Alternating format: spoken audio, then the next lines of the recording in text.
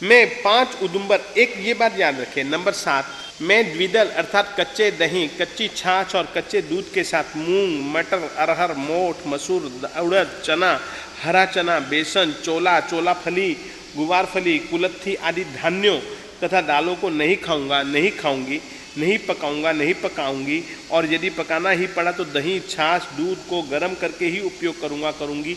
इस तरीके से आप ले सकते हैं। मूंग को देखा है, उड़द को देखा है, उसके क्या होता है, 2 टुकड़े हो जाते हैं। द्विदल, दल यानी कि टुकड़े, द्वि यानी कि 2, जिस दालों के 2 टुकड़े हो सकें। अब देखिए चोला क्या चीज है, चोला फली है और हमने लिखा, आप उसको तोड़िए, उसमें से क्या निकलेगा, बीज। उसको यदि तोड़ेंगे तो क्या होगा, 2 फाड़ हो सकते हैं, तो 2 फाड़। अब 2 फाड़ वाली जितनी भी चीजें हैं, मालिक ने ऐसा कहा है, उसको यदि आप कच्चे दूध में, कच्चे दही में, बिना गर्म किए हुए दूध या दही के साथ में जोड़ते हैं, यहां तक कि आपने जोड़ा नहीं, कल्पना करो आपने जोड़ा नहीं, मगर दही भी लिया और इधर से मूंग की दाल यहां खाई न, स्पर्श होते ही उसमें समूर्छिम जीवों की उत्पत्ति होती है, समूर्छिम जीवों की उत्पत्ति होती है। मालिक ने कहा है, हम मैं नहीं करूंगा। ये द्विदल, 2 फाड़, द्वि यानी कि 2, दल यानी कि फाड़, ऐसी चीज अपने को नहीं करने की भी। मालिक ने मना किया, बस ये याद रखने का। अब जीव कोई दिखलाए, कोई दूरबीन से, खुर्दबीन से, ये हमें कुछ करना नहीं। हमारे मालिक ने कहा है कि ऐसा नहीं करने का, नहीं करने का, यानी कि नहीं करने का। एक क्रिया रत्न कोश नाम की एक किताब है, उसमें द्विदल की चर्चा बहुत अच्छे ढंग से की है। आमतौर पर तुमको नहीं मिलेगी, मगर मैं तुमको नाम देता हूं, क्रिया रत्न कोश, मैंने उसके आधार पर यह काम किया।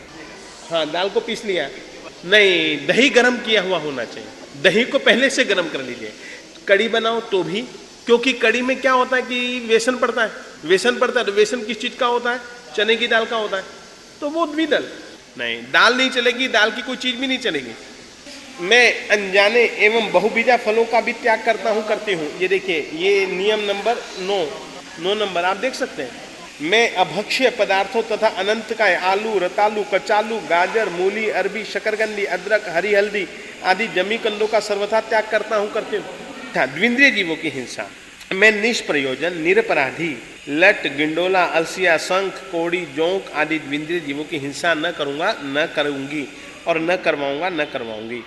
मैं चींटी, मकोड़ा, जू, लीख, चींचड़, खटमल, गजाई, खजूरिया, दीमक, घनेरिया आदि त्रिंद्रिय जीवों की हिंसा न करूंगा, न करवाऊंगी, न किसी से, और न किसी से करवाऊंगा, न किसी से करवाऊंगी। चौरिंद्रिय जीव, मैं टिड्डी, पतंगा, मक्खी, मच्छर, भौरा, भृंगारी, बिच्छू, कंसारी आदि चौरिंद्रिय जीवों की हिंसा न करूंगा, न करूंगी, न करवाऊंगा, न करवाऊंगी। पंचेंद्रिय जीवों की हिंसा, मैं जलचर, स्थलचर, खेचर, भुज परिसर्प, उर परिसर्प वाले जीवों के, पंचेंद्रिय जीवों की संकल्प पूर्वक हिंसा नहीं करूंगा, नहीं करूंगी, संकल्प पूर्वक हिंसा न करूंगी, नहीं करूंगी, न करवाऊंगा, नहीं करवाऊंगी। मैं द्विंद्रिय से लेकर पंचेंद्रिय जीवों में से किसी भी जीव को स्वतंत्र प्रवृत्ति करते हुए न रोकूंगा, न रोकूंगी। बेमतलब क्यों, बेमतलब क्यों, यदि वे अहितकर, अयोग्य प्रवृत्ति। अब क्या है, देखिए, हेलो, मेरी बात की ओर ध्यान दीजिए। परमात्मा ने हर एक अनुव्रत के अतिचार बतलाए हैं। क्या बतलाए हैं, अतिचार बतलाए हैं। मैंने तुमको कहा ना कि मैं तुमको अतिचार नहीं बतला रहा हूं, अतिचार इसलिए नहीं बतला रहा हूं कि इसमें सब खुल जाने वाले हैं। पहले व्रत के 5 अतिचार हैं। हम लोग गाथा बोलते हैं, वही बंदे छविछे, ये बोलते हैं, बंद, वध, छविच्छेद, अतिभारारोपण और अन्नपान निरोध। अब ये 5 जो अतिचार हैं, उनका सही ढंग से बचाव के लिए इन नियमों का पालन बहुत जरूरी है। इन नियमों का पालन बहुत ज्यादा जरूरी है, और तुम लोग करते हो, तुम लोग करते हो।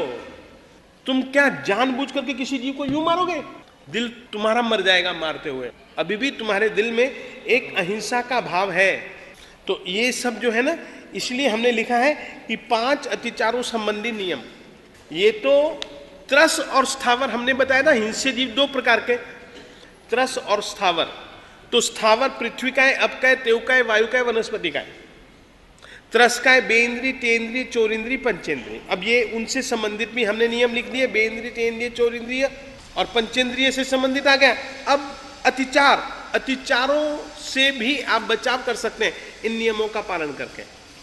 मैं द्विंद्रिय से लेकर पंचेंद्रिय जीवों में से किसी भी जीव को स्वतंत्र प्रवृत्ति करते हुए न रोकूंगा न रोकूंगी। अब कोई चींटी जा रही है और मैंने इधर मिट्टी का पहाड़ खड़ा कर दिया, उसको इधर जाना पड़ रहा है, तो वो उसको उधर जाना था, तुमने बेमतलब क्यों किया? और मैं ये इसलिए कह रहा हूं कि ईर्या वह्यम में ये चीज को पाप माना है। ठाना ठानम संकामिया, एक स्थान से दूसरे स्थान पर यदि हमने पहुंचाया तो पाप है। हमें क्या अधिकार है उसकी स्वतंत्र प्रवृत्ति को रोकने का? और निष्प्रयोजन तुम कर रहे हो, केवल एक शोक। क्यों, किस लिए? इसीलिए मैं द्विंद्रिय से लेकर पंचेंद्रिय जीवों में से किसी भी जीव को स्वतंत्र प्रवृत्ति करते हुए न रोकूंगा न रोकूंगी और न रुकवाऊंगा न रुकवाऊंगी। कारण दो, इस कारण से यदि वे अहितकर अयोग्य प्रवृत्ति करते होंगे तो छूट, और उन्हें मारना भी पड़ा तो उनके मर्म स्थानों पर चोट नहीं पहुंचाऊंगा, नहीं पहुंचाऊंगी। मैं सामने से आते हुए प्राणी को धक्का नहीं दूंगा, नहीं दूंगी, उसमें जानते हुए भी न टकराऊंगा न टकराऊंगी।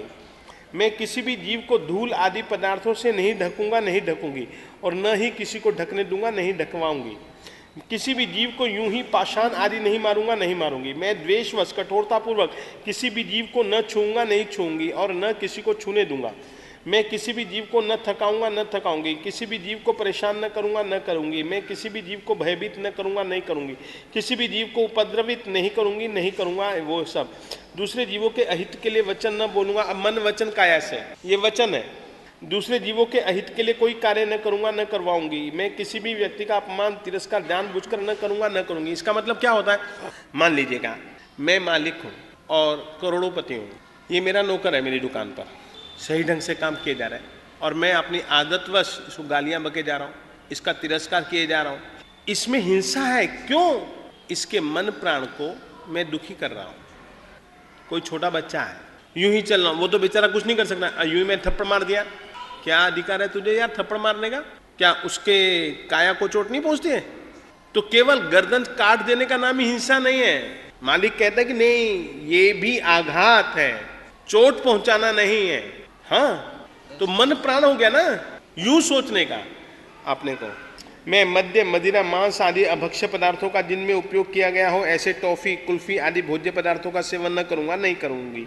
मैं मांस रक्त अस्थि और चर्बी आदि से मिश्रित साबुन शैम्पू लिपस्टिक क्रीम पाउडर नख पॉलिश आदि सौंदर्य प्रसाधनों का उपयोग न करूंगा, न करूंगी। मैं बाजार में बनी हुई चीज़ें नहीं खाऊंगा, नहीं खाऊंगी। अनिवार्य संयोगों में ही औषधि में प्रयुक्त मद्य रक्त और मांस को छोड़कर अफीम गांजा भांग चरस तंबाकू हेरोइन आदि मादक पदार्थों का उपयोग न करूंगा, नहीं करूंगी।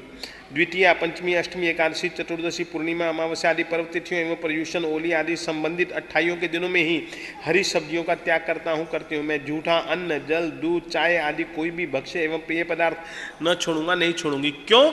उसमें जीवोत्पत्ति का क्रम चालू रहता है। इसीलिए हमारे यहाँ पर थाली धोकर के पीने का रिवाज था। झूठा छोड़ दिया, जीवोत्पत्ति का क्रम चालू है, इसीलिए झूठा अन्न न छोड़ूंगा। ये तो कम से कम हम नियम लें। मैं पशु पक्षी का शिकार नहीं करूंगा, नहीं करूंगी। शिकार परक खेल भी नहीं देखूंगा, नहीं देखूंगी। इस तरीके से राजा भैया हमने भोजन के बाद थाली नियमित धोकर पीऊंगी। पानी के घड़े आदि को झूठा गिलास पुनः न डालूंगी। झूठा चम्मच पुनः तपेले आदि में न डालूंगा। क्यों? झूठा चम्मच डाला तो वो सारा भोजन झूठा हो जाएगा, और सारा भोजन झूठा हो जाएगा तो उस सारे के सारे भोजन में जीवों की उत्पत्ति होती रहेगी, और फिर वो अपन लोग खाएंगे तो उनकी हिंसा बेकार बेमतलब हो रही है। क्यों? छोटे से छोटे नियम भी हमने इसमें देने की कोशिश की है, परंतु ये इतना ही नहीं है, ऐसी और भी चीजें हो सकती हैं। इस ढंग से हमने बहुत सारे, मैं जंतुनाशक औषधियां न बनाऊंगा, नहीं बनाऊंगी, न बेचूंगा, न बेचूंगी। त्रस्त जीवों की हिंसा प्रधान कार्य करने वाली कंपनियों के शेयर न खरीदूंगा, न खरीदूंगी। ये सब क्या हिंसा को प्रोत्साहन है? हिंसा को प्रोत्साहन है। तो इस ढंग से मैं पंचेंद्रिय जीवों की हिंसा हो वैसे मर्मांतक वचन नहीं बोलूंगा, नहीं बोलूंगी।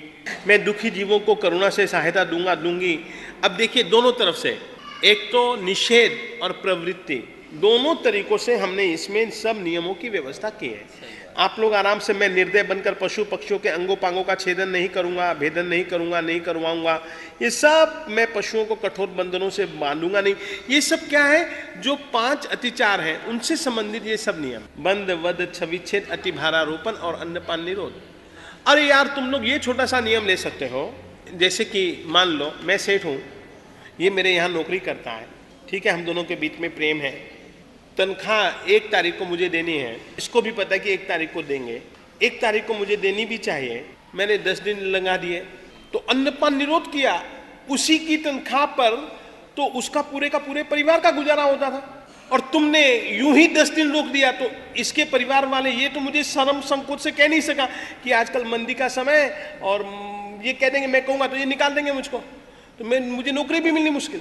और तुम समझते हो, तुमने जो उसका और उसके परिवार वालों के लिए एक चिंता का कारण बना दिया, तो ये क्या हिंसा है? बेमतलब क्यों रोकते हो रे? तो इत्यादि ऐसे बहुत सारे व्यवहारू नियम हमने सब लिखे हैं, और इसका पालन आपको करना भी चाहिए और कर सकते हो तुम। मैं आटा गूंथने के घंटे बाद रोटी बनाने अथवा अन्य किसी काम में नहीं लूंगा। हाँ, ये इसके पीछे कारण है। देखिए क्यों, ये क्यों? परमात्मा ने चलित रस, एक शब्द वापरा है, चलित रस। आप दूध पीते हैं ताजा ताजा, तो उसका रस कैसा होता है? और जब दूध फट जाता है तब आप दूध पीते हैं, तो उसका रस कैसा होता है? खराब हो जाता है ना। आर्द्रा, अभी मैं मूल चीज पर भी आता हूं। आप आर्द्रा के पहले की केरी खाते हो तो स्वाद कैसा होता है? बरसात चालू होने के बाद में यदि खाते हो तो क्या होता है? आम वही का वही है, आम का रस नहीं, उसका चलित रस, रस का जो मूलभूत स्वाद है वो जहां से चलित हो गया, ऐसी चीज अपने को नहीं खानी चाहिए। तो ये जो हमने लिखा है कि आटा गूंदने के बाद में आप लोग यूं ही रख देते हो, भूल जाते हो और दूसरे दिन भी बनाते हो, तो आटे का जो रस है पानी के संपर्क के कारण से उसका जो रस है वो चलित हो जाता है। तो ऐसी चीज अपने को नहीं खाने की। उसमें क्या होता है, आप लोगों को खास नियम, चलित रस नहीं होना चाहिए, घंटे का नियम नहीं है, ये याद रखिए। कभी कभी कोई धान्य इतना पुराना आ जाता है कि रस बहुत जल्दी चलित हो जाता है। ये जो नियम है चलित रस से संबंधित नियम है कि रस यदि चलित हो गया तो फिर वो उसका सेवन नहीं करने का। ये इसका मुख्य हेतु यह है। आप लोग तो नियमी व्रती बनो, अनुव्रती बनो, हमारा तो ये आग्रह है। क्योंकि हमारे वल्लभ गुरु जी कहते थे कि भगवान महावीर स्वामी जी की प्रथम देशना महाव्रत और अनुव्रत।